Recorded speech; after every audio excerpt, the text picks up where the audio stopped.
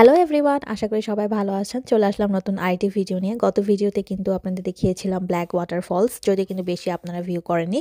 আশা করি এই ভিডিওটি আপনাদের ভালো লাগবে এবং অবশ্যই লাইক, শেয়ার এবং সাবস্ক্রাইব করবেন। আজকে কিন্তু চলে গিয়েছিলাম নিউ রিভার জর্জ ন্যাশনাল পার্কে। সো এটিও কিন্তু ওয়েস্ট ভার্জিনিয়াতে In flight অবস্থিত pilot এবং এই business পার্কটি কি airline. তার খুব সুন্দর প্রাকৃতিক মনোরম দৃশ্য, ওয়াটারফলস, হোয়াইট ওয়াটার রাফটিং এবং অ্যাপালেশিয়ান মাউন্টেন হাইকিং। পাশাপাশি এখানে হচ্ছে আপনার রিভার জর্জ যে ব্রিজ, যেটি একটি মোস্ট ফটোগ্রাফ প্লেস বলা যায় ওয়েস্ট ভার্জিনিয়ার মধ্যে এবং এই পার্কের ক্ষেত্রেও। সো এই পার্কটি কিন্তু প্রতিষ্ঠিত হয়েছিল 1978 সালে এবং পরবর্তীতে এটাকে রিডিজাইন করা হয়েছে। আর আমরা প্রথমেই গিয়েছিলাম নিউ রিভার জর্জ পার্কের মধ্যে যে একটি ব্রিজ আছে, রিভার জর্জ ব্রিজ, সেটি দেখার জন্য। এবং এইটি দেখার স্থানে কিন্তু আপনার ভিজিটার সেন্টার আছে এবং সেই ভিজিটার সেন্টার থেকে আপনি ইনফরমেশন নিতে পারবেন, ম্যাপ কালেক্ট করতে পারবেন কোথায় কী ধরনের হাইকিং, রাফটিং, ফলস কোথায়। আর আপনি অবশ্যই গুগলে সার্চ করলে অবশ্যই লোকেশন পেয়ে যাবেন। সো বোর্ড ওয়াক করতে করতে কিন্তু আমরা প্রথমে যে লোকেশন ভিউ পয়েন্ট সেখানে চলে আসছিলাম এবং দেখলাম যে ব্রিজটি কতটা সুন্দর। আর উপর থেকে যখন আপনি ব্রিজের উপর দিয়ে পাস করবেন তখন কিন্তু আপনি বুঝবেন না যে এই ব্রিজটির উপর দিয়ে আপনি যাচ্ছেন। এবং এই ব্রিজের একটা গুরুত্বপূর্ণতা আছে ওয়েস্ট ভার্জিনিয়ার মধ্যে। এই লোকেশনটাতে যাওয়ার জন্য দেখতেই পাচ্ছেন কি পরিমাণ ভিড় এই ব্রিজের সাথে একটু ছবি তোলার জন্য। এবং আমরা কিন্তু খুব উপরে ছিলাম এবং এই বোর্ড ওয়ার্ক এবং সিঁড়িগুলো কিন্তু খুব খাড়া, যেহেতু পাহাড়ের উপরে। সো নামতে নামতে আমরা বিভিন্ন লোকেশন পয়েন্টে গিয়েছি এবং কিছুটা ভিউ দেখতেই পাচ্ছেন অনেকটা খাড়া।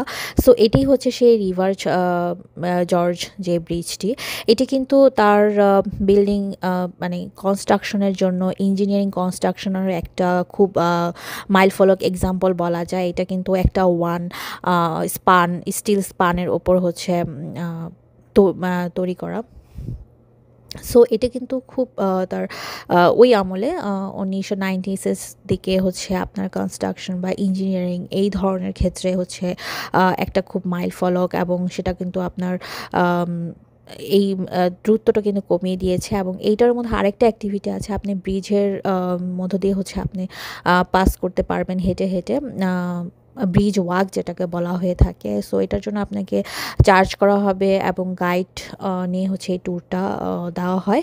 সো ওইটার মধ্যে আপনি যেতে পারবেন।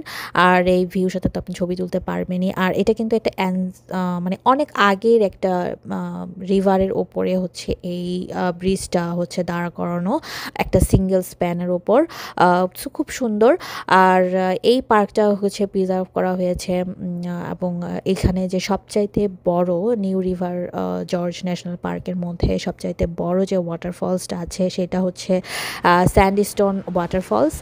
পরবর্তীতে আমরা রিভার জর্জ ব্রিজ দেখার পর সেটার উদ্দেশ্যে এসেছি এবং ওই লোকেশন থেকে এই লোকেশন আসতে কিন্তু প্রায় আপনার 1.5 to 2 আওয়ারের মতো লেগে গিয়েছে। এবং আঁকা বাঁকা রাস্তা দিয়ে আসতে কিন্তু ভালোই, মোশন সিকনেস যাদের আছে তাদের তো মোশন সিকনেস হতে পারে, যেহেতু খুবই কার্ভি রাস্তা। আর কিন্তু আসলে আপনারা এত মুগ্ধ হয়ে যাবেন এই ফলসের ভিউ দেখে।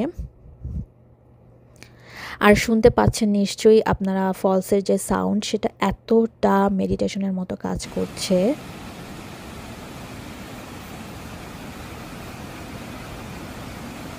খুব সুন্দর একটা সুদিং সাউন্ড ওয়াটারফলসের। আর এটা ছিল লোয়ার ফলস। সো এখানেও ফলসে যাওয়ার জন্য একটা বোর্ড করা এবং এখানে ন্যাচারাল সাইট সিইং আছে, বসে প্রাকৃতিক সৌন্দর্য করতে পারবেন। এই ব্রড ওয়াকটার মধ্যে আপনি হাঁটতে গেলেই দেখতে পাচ্ছেন কি সুন্দর একটা গ্রিনারি, একটা এনভায়রনমেন্ট। হেঁটে যাওয়ার সময় একটা রিল্যাক্সেশন ফিল হয়।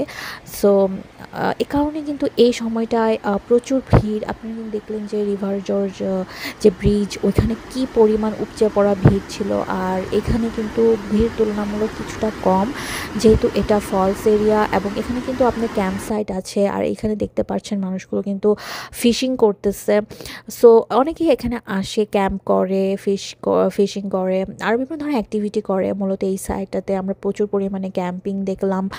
আর এখানে অতটা হয়তো মানে পরিচয় হয়তো বা অনেকে জানে না বা পরবর্তীতে আসবে, কিন্তু এখানে ভিড় কিছুটা পরিমাণ কম।